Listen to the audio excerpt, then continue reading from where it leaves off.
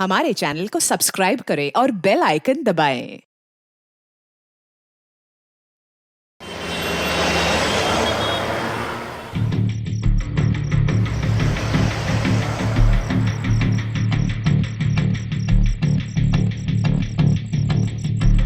Miss Saira,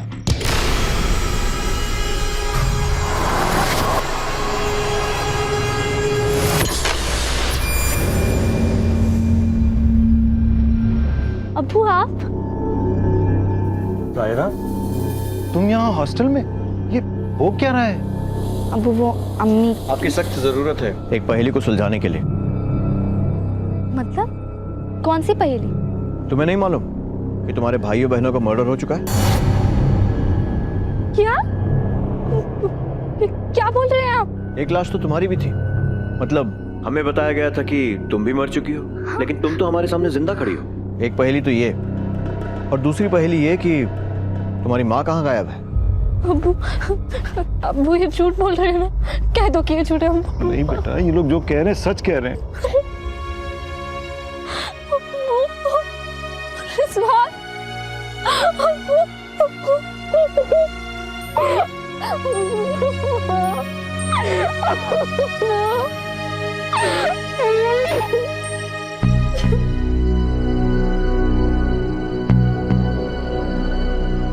अगर अपने भाई बहनों की मौत का इतना ही गम है तो पिछले 20 दिन से तुम कहाँ थे?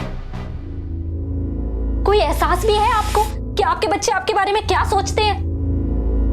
घर में जवान बेटी अम्मी, कुछ तो लिहाज करो। और आज के बाद मैं इस हराम की कमाई को ना हाथ भी नहीं लगाऊंगी। अब से इस घर में कोई भी मर्द आया ना, चली जाऊंगी मैं तुम्हें छोड़ के।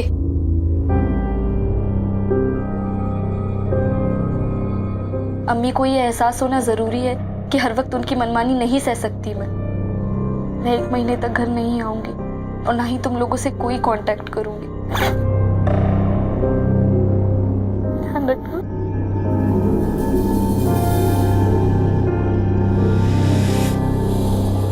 और उस दिन कहाँ थी जब मर्डर हुए? पिछले महीने की 17 की बात कर रहा हूँ। अब कहना क्या चाहते हैं? मैंने मारा मेरी छोटी बहन को, छोटे भाई को। माँ जैसी थी मैं उनकी। छोटी सी उम्र से उनकी जिम्मेदारी मैंने अपने ऊपर ले ली।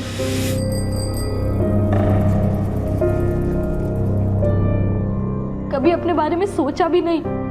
एक तरफ उनका ख्याल रखती थी, दूसरी तरफ अम्मी का। अब आप मुझ पे शक कर रहे हैं? क्या है ना सारा, हमें शक करने की तनख्वाह मिलती है। और मैंने तो नहीं कहा कि तुमने मारा, मैं तो सिर्फ सवाल कर रहा हूं। तुम ही हो जो चिल्ला चिल्ला कर कह रही हो कि मैंने नहीं मारा। मैंने एक बार भी कहा कि तुमने मारा है? लेकिन आपके सवाल का रुख उसी तरफ जा रहा है। एक कहावत होती है, चोर की दाढ़ी में तिनका। वैसे इस वक्त हमारा शक है तुम्हारी अम्मी पर, क्योंकि कत्ल के बाद से वो गायब है।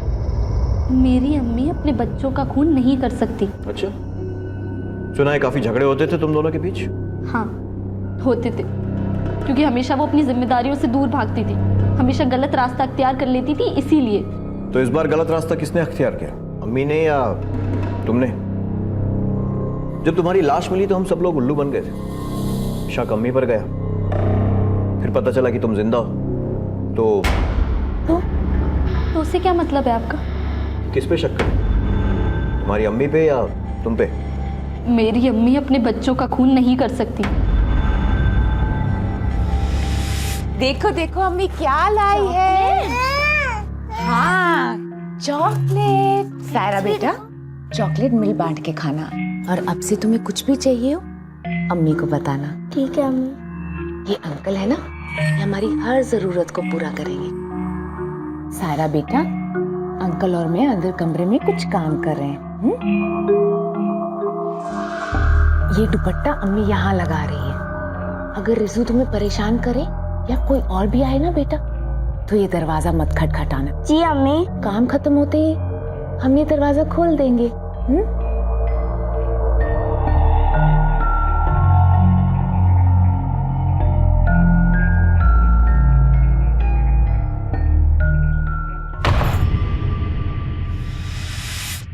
मुफलिसी इंसान से, खासकर बेसहारा औरत से क्या क्या करवाती है, आपको इसका अंदाजा नहीं। मैं जवान हो रही थी, खुली आंखों से सब देख रही थी।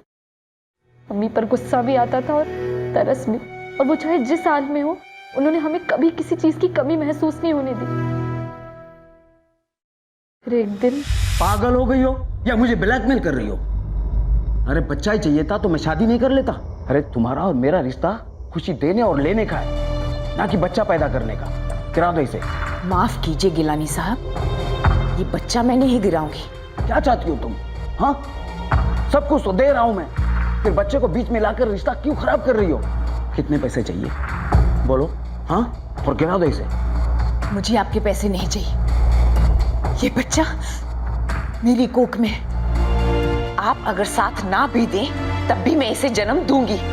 देखो, मैं चाहिए यह बच्चा, तय कर लो।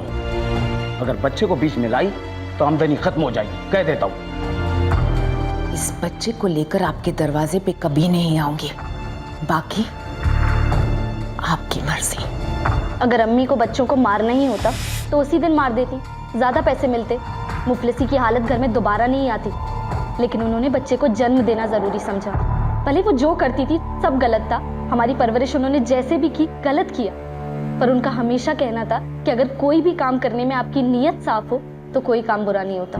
और जो औरत अपना जिस्म बेचने को राजी हो गई, उन बच्चों का कत्ल कैसे करेगी? तो फिर कहाँ है वो? अपने बच्चों से इतना प्यार करती हैं तो एक बार भी पलट कर खबर क्यों नहीं ली कि बच्चे जिंदा भी हैं या नहीं? वो सब मुझे नहीं पता, वो आपका काम है, आप देखिए, आप पता लगाइए ना। तुम्हारी अम्मी की जिंदगी मुझे एक बहुत दिलचस्प नॉवेल के जैसे लगी, और तुमने उसमें और भी कई दिलचस्प किस्से जोड़ दिए। पर तहकीकात किस्से कहानियों के बूतों पर नहीं होती, फैक्ट्स के बेसिस पर होती है। और फैक्ट यह है कि कत्ल के बाद से तुम गायब थी, और तुम्हारी अम्मी भी। और फैक्ट ये भी है कि किसी ने मेरे पूरे खानदान को खत्म कर दिया, और आप तहकीकात करने की जगह किसी बेकसूर को इस सवालों के घेरे में खड़ा कर रहे हैं। मैंने आपको पहले ही बताया ना कि उस दिन मैं हॉस्टल में थी, आपको पता करना है, पता कर लीजिए। वो तो हम करेंगे, पहले तुम ये बताओ कि कादर कौन है? मकान मालिक है वो। उसी ने हमें गुमराह किया था, ये शिनाख्त करके कि उन 4 लाशों में से एक तुम्हारी है। तो वो आप उनसे पूछिए कि उन्होंने ऐसा क्यों किया। सायरा, बहुत कम लोग होते हैं जो पुलिस के सामने टूटते नहीं हैं। तुम उनमें से एक हो। हमारे हर सवाल का जवाब ऐसे दे रही हो जैसे ये कोई तहकीकात नहीं बल्कि मुकाबला हो। जिसकी जिंदगी सवालों से जूझने में गई हो, वो सवालों से क्या डरे साहब। नीयत साफ है मेरी। मकान मालिक और किराएदार का रिश्ता कितना गहरा था? जितना एक किराएदार और मकान मालिक का होता है उतना। इंटरेस्टिंग। अब जब तुम सब कुछ जानती हो तो ये भी बहुत बेहतर तरीके से जानती होगी कि हमारी परमिशन के बिना शहर छोड़कर नहीं जा सकती। जी, अब मैं जाऊं?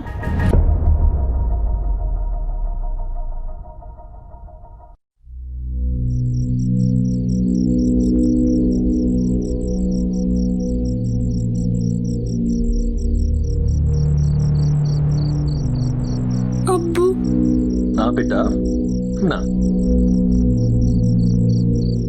बिल्कुल डर मत, मैं आ गया हूं ना। शक्ल से भोली है लेकिन है उतनी ही शातिर।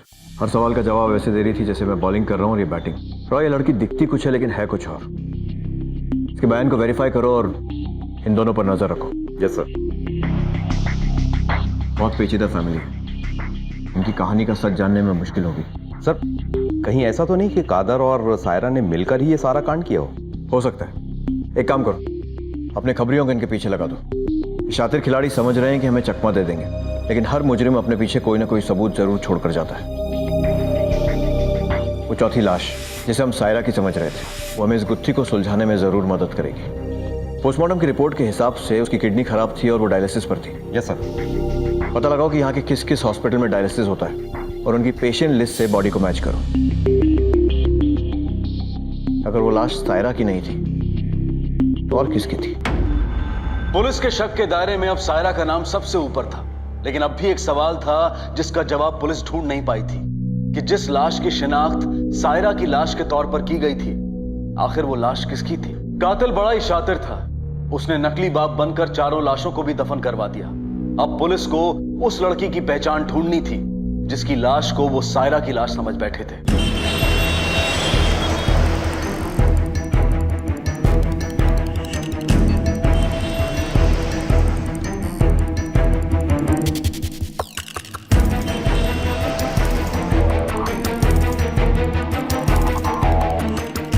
सर, मैंने सभी हॉस्पिटल से डायलिसिस वाले पेशेंट्स की लिस्ट ले ली है। पूरे लखनऊ में 4 पेशेंट्स ऐसे हैं जो हमारी विक्टिम की आइडेंटिटी को मैच करते हैं। उनके फोटो और एड्रेसेस हैं हमारे पास। मैं उनमें से विक्टिम को आइडेंटिफाई करके आपको रिपोर्ट करता हूँ। सर,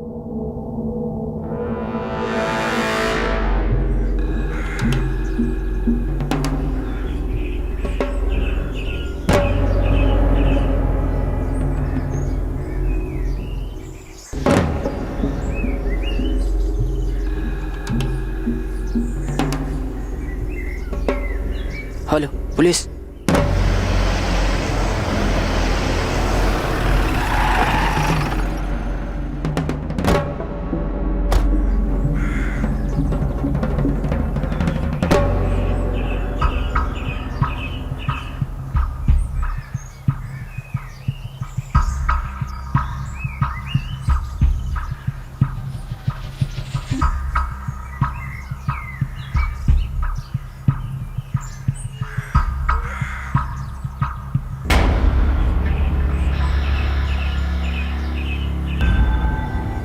ये तो सायरा की अम्मी है।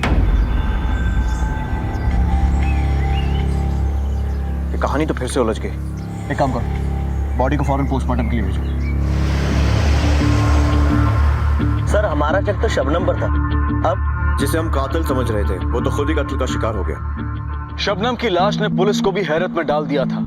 उसकी मौत ने उसे शक के दायरे से बाहर निकाल दिया था। अब सिर्फ सायरा ही थी जिस पर पुलिस की नजरें टिकी हुई थी, लेकिन उसके खिलाफ कोई ठोस सबूत पुलिस के हाथ नहीं लग रहा था।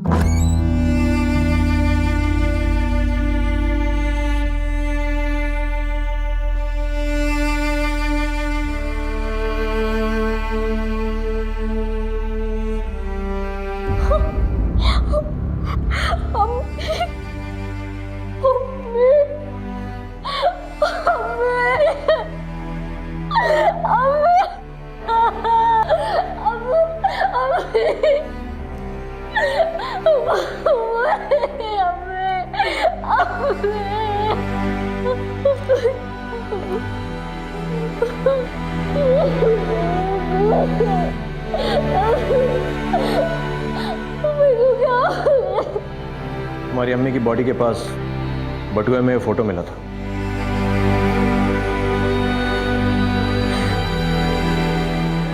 मैंने कहा था ना आप लोगों से कातिल को ढूंढिए, लेकिन आपको मुझ पे शक करने से फुर्सत मिले तब ना। सायरा 5 कत्ल हुए हैं। हमारे शक के दायरे में हर वो शख्स है जो इस कहानी में शामिल है। आप अब भी मुझ पर शक कर रहे हैं? मैंने ऐसा बिल्कुल नहीं कहा।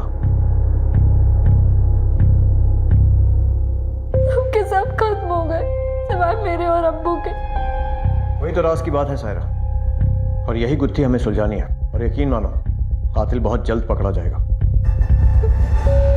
खुदा हाफिज। बस बस बस।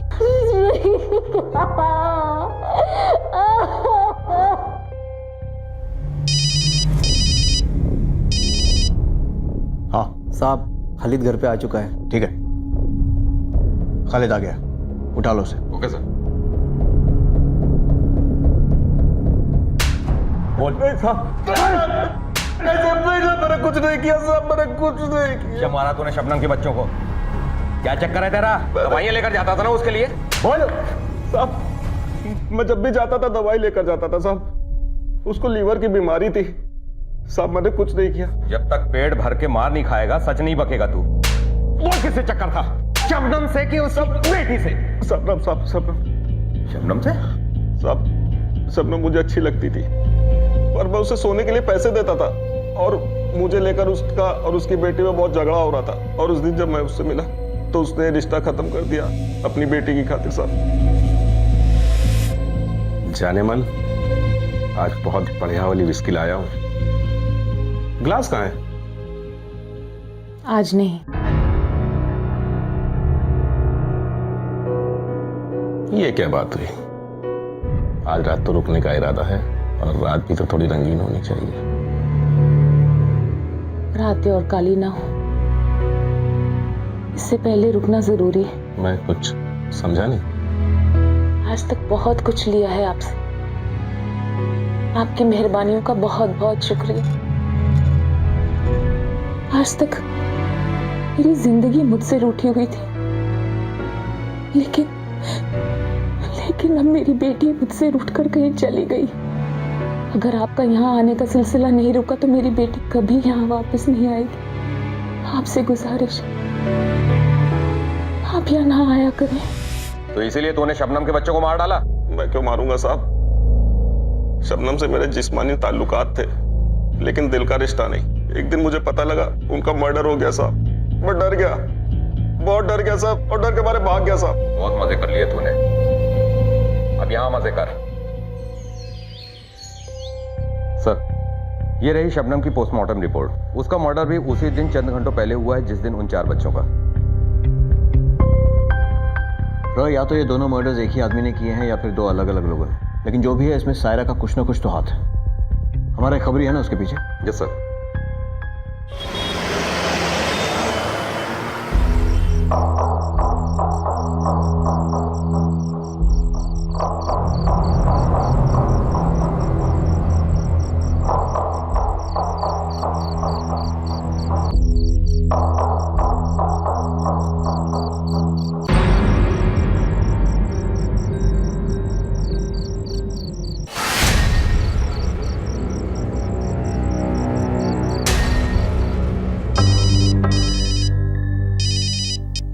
हाँ इसमें आपका खूबसूरत पंछी इधर झगड़ा कर रहा था कादर मियाँ के साथ, बहुत गुस्से में था। नजर रखना कहीं पंछी उड़ ना जाए। ओके साहब। जितना कॉम्प्लिकेटेड माँ का किरदार है उससे भी ज्यादा कॉम्प्लिकेटेड बेटी का। उलझा के रख दिया दोनों ने। और पता ये लगाना है कि जो सायरा की लाश बनकर वहां पहुंची थी वो कौन है।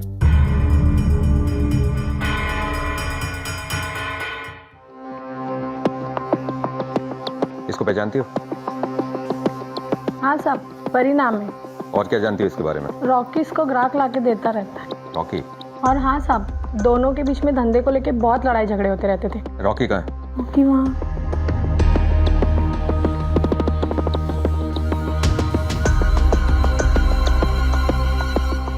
रॉकी? हाँ साहब। ये परी के साथ तेरा क्या झगड़ा था जो मारा उसको? मारा? क्या बात कर रहे हो साहब? परी मर गई? ज्यादा नाटक करने की कोशिश मत कर। मर्डर हुआ है उसका। मर्डर? साहब, सोने के अंडे देने वाली मुर्गी को भला कोई कैसे मार सकता है? परी और मैं दोनों मिलकर काम करते थे पेट भरने के लिए। देख रॉकी, खुद बता देगा तो अच्छा है, नहीं तो हमें अपने तरीके आते हैं पूछने के। साहब सच बता रहा हूँ, पिछले हफ्ते 10 दिनों से मैंने उसे देखा भी नहीं। मैं खुद परेशान हूँ। हाँ साहब, लास्ट टाइम मिली थी मुझे अड्डे पे। उसके बाद साहब वो कहाँ गई, किसके साथ गई, मुझे कुछ नहीं पता। ये अड्डा कहाँ है? साहब आजाद नगर चौक सिग्नल के पास है। परी के बारे में कोई भी इंफॉर्मेशन मिले फौरन हमें बताना। हाँ साहब। इसको देखा कहीं? हाँ, ये तो हमारे दोस्त है परी, लेकिन आप उनको पता नहीं हो कहाँ जाते हैं कहाँ नहीं। धंधे का टाइम होता है शायद। इसको जानता है? हाँ साहब, ये परी है। आखिरी बार कब देखा था? उस दिन सिग्नल पे देखा था, वो राजू की टैक्सी से आती जाती थी। उस दिन भी वो राजू की टैक्सी से ही गई। सायरा के घर से मिली चौथी लाश एक कमर्शियल सेक्स वर्कर की थी। यह समझ में नहीं आ रहा था कि उसकी जान किसने ली। उसकी लाश को शबनम के घर तक कौन ले गया था और सायरा की फैमिली से उसका क्या रिश्ता था। यह कहानी ऐसी थी जो सुलझने का नाम ही नहीं ले रही थी। कौन था इस साजिश का सूत्रधार? क्या वजह थी इन हत्याओं की? तुम लोग सब पूछताछ करो जल्दी।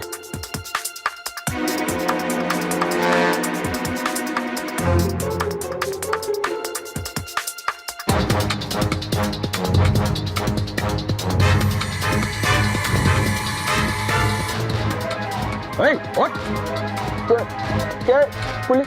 क्या साहब? ये तेरी गाड़ी है ना? क्यों क्यों क्या हुआ साहब? अबे बाहर निकल, बाहर निकल। साहब क्या हुआ बताइए। चल चल बताते हैं तुझे। सर, फॉरेंसिक टीम ने उस टैक्सी को चेक किया है। उस टैक्सी में ब्लड के ट्रेसेस मिले हैं। मर्डर उसी टैक्सी में हुआ है उस लड़की का। जिस स्पॉट से वो टैक्सी निकली थी वहां से लेकर सायरा के घर के एरिया तक सारे सीसीटीवी फुटेजेस इकट्ठा करो। कहीं ना कहीं से कातिल का कोई सुराग तो जरूर मिलेगा। Okay sir.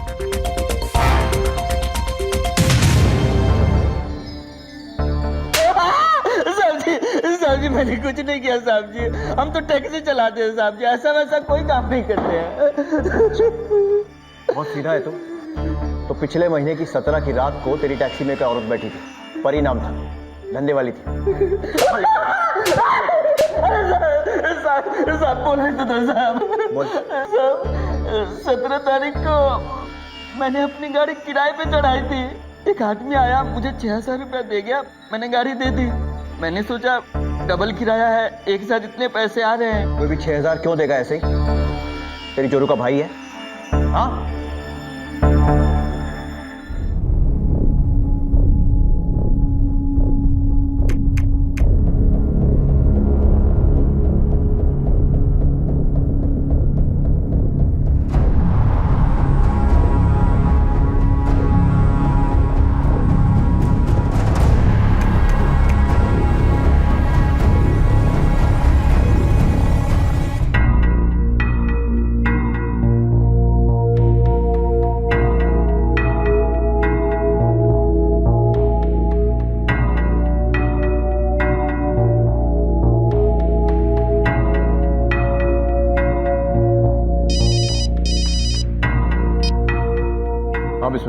साहब जी, आपकी खूबसूरत पंछी किसी और मर्द के साथ उड़ने लगी है। बिस्मिल, हर समय शायरी मत किया कर। नया कबूतर कौन है पता लगा।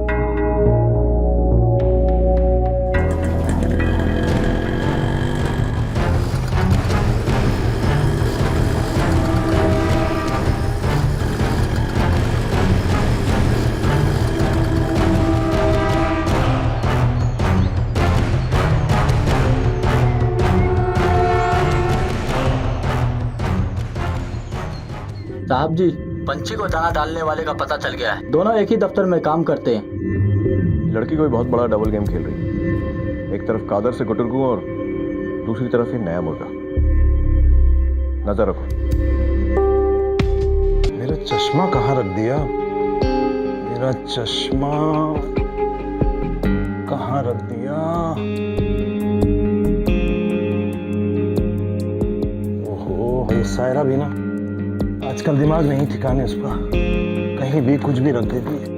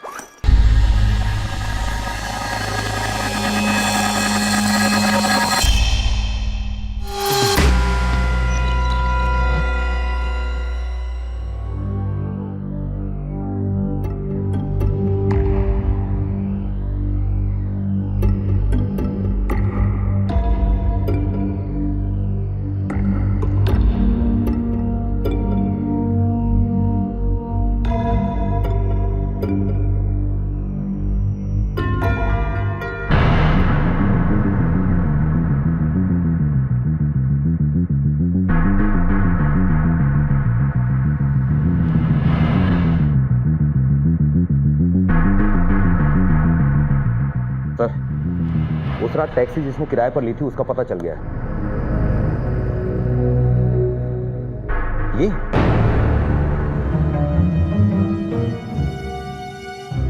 सायरा, तुम्हारी अम्मी को बहुत डील दी थी मैंने। लगता है तुम भी वैसे किसी रास्ते पर जा रही हो। अब्बू, ये बैग मिला है। आप भी मुझ पर इल्जाम लगा रहे हैं? अब तक सिर्फ सवाल किया है, इल्जाम नहीं लगाया। और कहीं से भी आया हो आपको क्या? वैसे भी इतने बरस हमने मुफलिसी में गुजारे हैं जब आप जेल में थे। तुम दो अलग बातों को एक साथ रख रही हो। मैंने जो किया गुस्से में किया, काबू नहीं रख पाया। लेकिन ये पैसे? वाह अब्बू वाह, आप अपने गुस्से पर काबू नहीं रख पाए, अम्मी अपनी शराब पर काबू नहीं रख पाई, और इन सब में भुगता किसने? हमने। हमारी बर्बादी का सिलसिला तो तभी से शुरू हो गया था। और अब मैं क्या काम करती हूँ, कहाँ काम करती हूँ, उससे आपको कोई लेना देना नहीं है। अपने अब्बू से ऐसे बात करोगी? कहाँ गई वो सायरा जो अपने अब्बू के साथ दरगाह जाना चाहती थी? मर गई वो सायरा।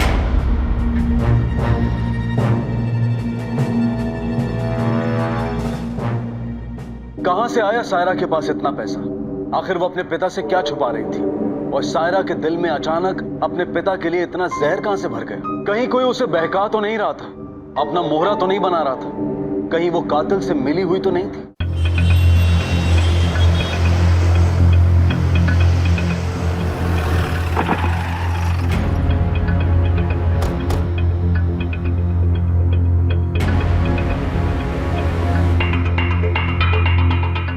घर तो खुला है, ठीक से चेक करो।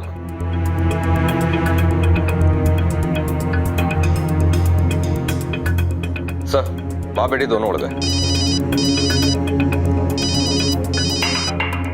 हेलो, हाँ ठीक है, हम लोग आते हैं।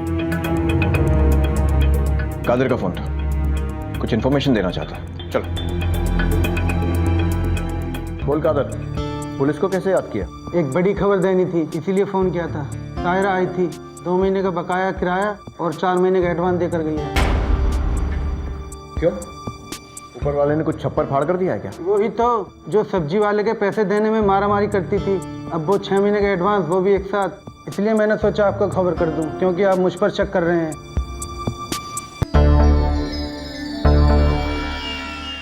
रॉय, सायरा हाथ से निकलनी नहीं चाहिए। इस कहानी को वही पूरा करेगी, वही सुलझाएगी हर पहेली।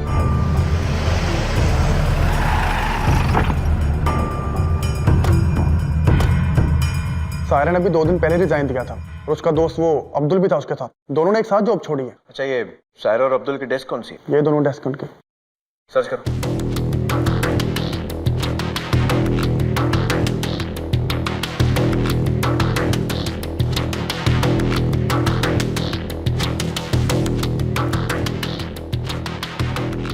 सर, सायरा के डेस्क से ये ट्रेवल एजेंट का कार्ड मिला है। इस लड़की को पहचानते हैं? सायरा नाम है, आपके यहाँ टिकट लेने आई थी। हाँ सर, ये आई थी यहाँ पे। इसने बाराबंकी के लिए 2 टिकट्स भी बुक किए थे और एक 3 स्टार होटल का इसने पता भी लिया था, लेकिन इसने कोई बुकिंग नहीं की वहाँ पे। उसके साथ कोई और भी था? नहीं सर, ये अकेली थी। दूसरा टिकट किसके नाम पर बुक हुआ था? 1 मिनट, मैं चेक करके बताता हूँ।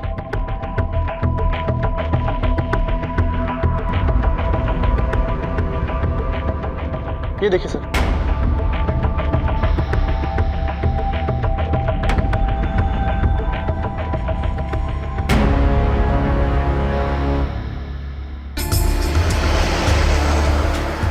रॉय, बाराबंकी पुलिस को इन्फॉर्म करो। लखनऊ से शुरू हुई कहानी अब वहीं खत्म होगी। Yes sir.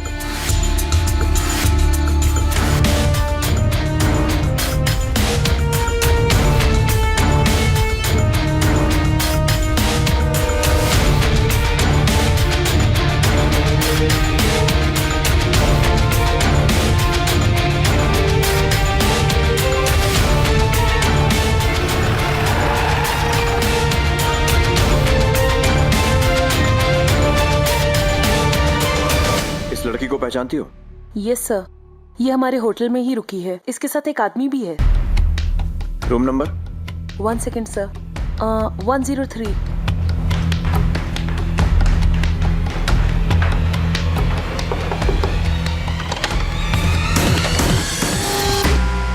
सायरा, आप लोग लेके क्या चलो। कर रहे हैं? क्यों? क्या चलो, बताइए जरा, हिसाब बताइए। कहाँ लेके जा? अब्दुल और सायरा की गिरफ्तारी ने इस मामले को एक नई दिशा दी थी। क्या अब्दुल और सायरा ने ही ये सारे कत्ल किए थे? क्या अब ये गुत्थी सुलझने वाली थी, या फिर षड्यंत्र का कोई नया पन्ना खुलने वाला था? और आगे जो सच सामने आया वो पुलिस की कल्पना से भी परे था। क्या बात कर रहे हैं आप लोग? मैंने कोई खून नहीं किया है। मैंने तो सिर्फ अब्दुल से निकाह किया है। वो कोई गलत तो नहीं है ना, कोई गुनाह तो नहीं है ना? प्यार करती हूँ मैं उससे। प्यार करना गुनाह नहीं है, लेकिन अपने परिवार को मारना गुनाह है। और तुमने तो अपने अब्बू को भी गायब कर दिया। अब्बू गायब है? लो, इसे तो सुनकर शौक लग गया, पर तुझे नहीं लगा? तूने गायब किया है ना उस्मान को? मैं क्यों किसी को गायब करूंगा सर? मेरी कोई दुश्मनी थोड़ा है सारे खानदान से। किसकी दुश्मनी? हाँ, बोलेगा या फिर बोलने वाला तोता मंगवाऊं? एक मिनट रुक, लेकर आओ।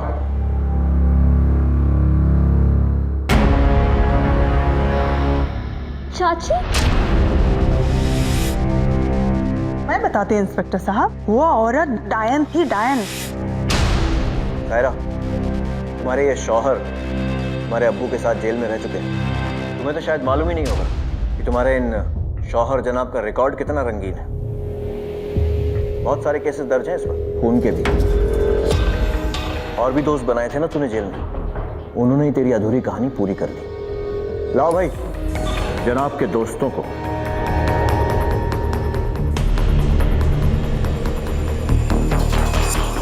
ये नकली उस्मान बनकर आया था, तुम ही उन बच्चों के पिता? हाँ साहब। 2 थप्पड़ लगाया और सारा सच उगल दिया। इसी ने हमें बताया कि सदरौना से कोई तुझे पैसे दे रहा है, और सदरौना का नाम आते ही हम फौरन समझ गए कि इस सब के पीछे किसका हाथ हो सकता है।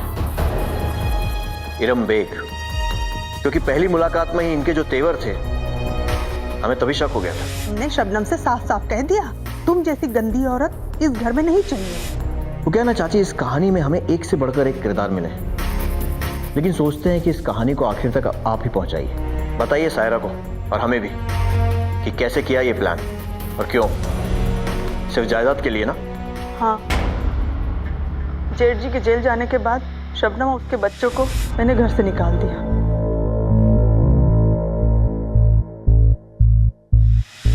हम बहुत खुश थे, सारी जायदाद हमारी हो गई थी। एक दिन वकील साहब आए, जब पता चला कि वसीयत में सिर्फ बच्चों के नाम है, मेरे मन में अंगौर सी लग गई। मैंने सारा काम अब्दुल को सौंप दिया। इसने पैसे पूरे तो लिए, लेकिन काम पूरा नहीं किया। बाद में पता चला सायरा जिंदा है। अस्सलाम वालेकुम। जी वालेकुम अस्सलाम। अब्दुल उल्लू बना गया आपको? सायरा मरी नहीं, वो जिंदा है। अब्दुल की सायरा के साथ अय्याशी चल रही है। कत्ल का मामला तूल पकड़ रहा था, इसलिए मैंने राजू को नकली बाप बनाकर भेजा ताकि लाशों को दफन कर सके। मैंने पता कर लिया था यहाँ दोनों कौन सी लॉज में हैं, वहीं इन दोनों को मरवा देती अगर पुलिस हमसे पहले नहीं पहुंचती तो। चाची जी, लाशें दफन करने से सच दफन नहीं होता। वाह चाची, 420। बेकार की बात बंद। चल अब तुम मुंह खोल, या फिर मैं खुलवाऊं? सब तो बता दिया सर, मैं क्या बताऊं अभी? जब पैसे पूरे लिए थे तो सायरा को छोड़ा क्यों? प्यार हो गया था सर सायरा से। पहली बार उसको देखा था तो झुंझुनी बज गई थी मेरे अंदर।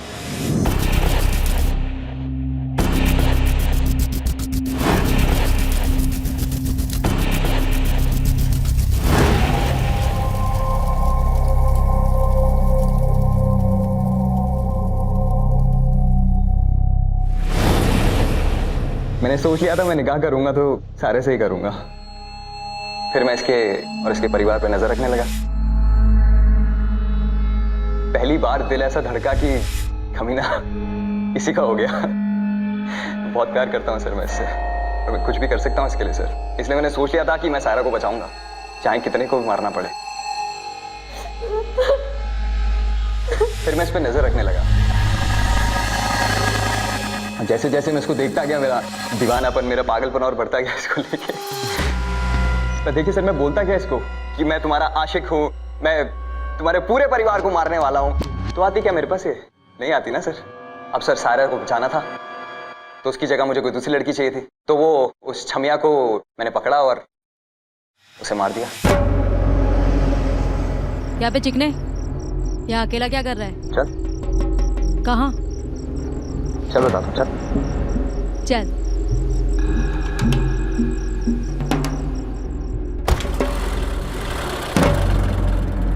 ए राजा, तूने मुझे बिठा तो लिया, पर तूने पूछा तो नहीं कि मैं एक रात का कितना लूंगी। जहाँ ले चल रहा हूँ वहाँ चुपचाप चल ले, समझी? अच्छा, हम जा कहाँ रहे हैं? चुपचाप बैठी रहना। क्यों, पूरी रात का इरादा है क्या? देख, इरादा तो बहुत कुछ है, लेकिन अभी जहाँ लेके जा रहा हूँ वहाँ चुपचाप चल ले बस। तो जैसे घटिया औरत के मैं मुंह तक ना लगूं, समझे? साइड में लगा। अभी की अभी गाड़ी रोक और साइड में लगा। रोक।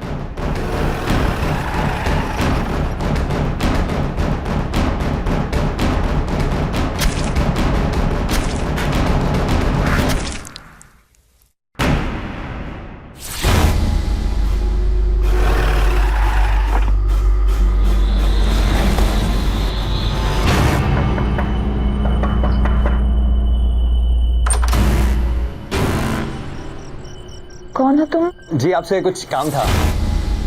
हाँ बोलो।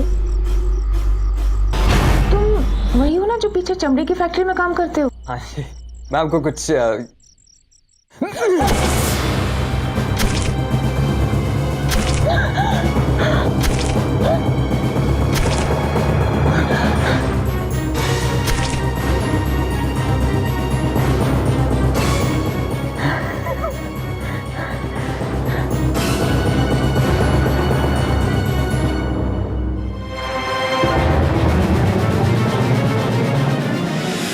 फिर उसे सायरा के कपड़े पहना के उसके घर में डाल दिया।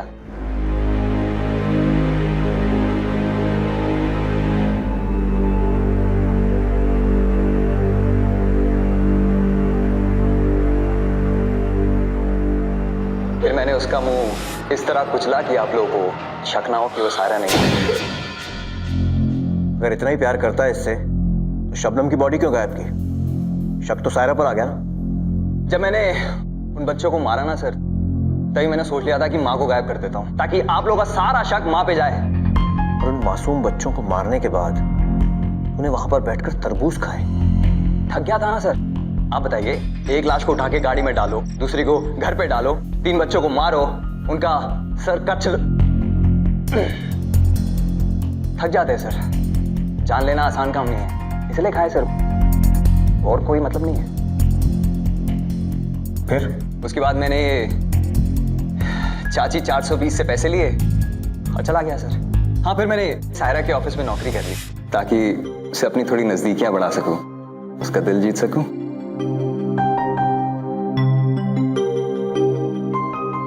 मैं बता दूं?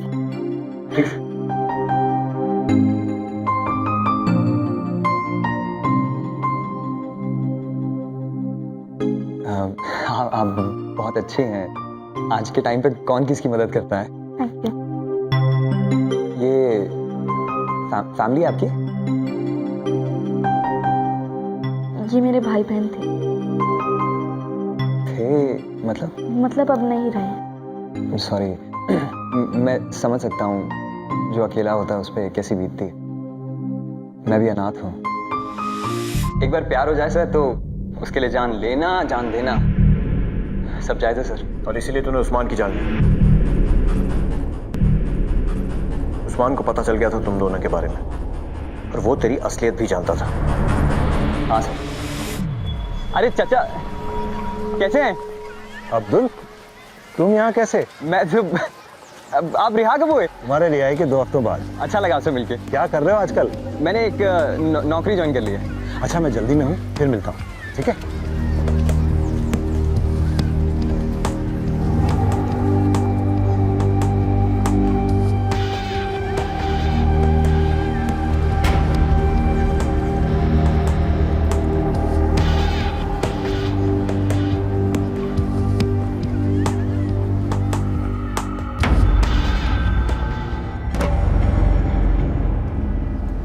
अब्बू, ये अब्दुल है, मेरे ऑफिस में काम करता है।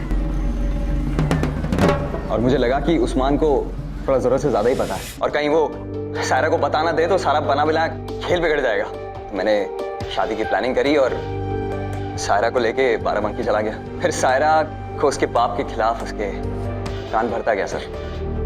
क्या किया तूने उस्मान के साथ? सर क्या करूंगा मैं उस्मान के साथ? अब 4 खून किए, 5 खून किए, बात तो एक ही है ना। सजा तो उतनी मिलनी है। मार दिया मैंने उसे। तुम यहाँ क्या कर रहे हो? चाचा मैं आपसे मिलने आया हूँ। सायरा से दूर रहो वरना मैं उसे तुम्हारे बारे में सब कुछ बता दूंगा। आप क्यों परेशान हो रहे हैं? मैंने फैसला किया है, मैं ही सायरा को सब कुछ बता दूंगा। ये मतलब हाँ?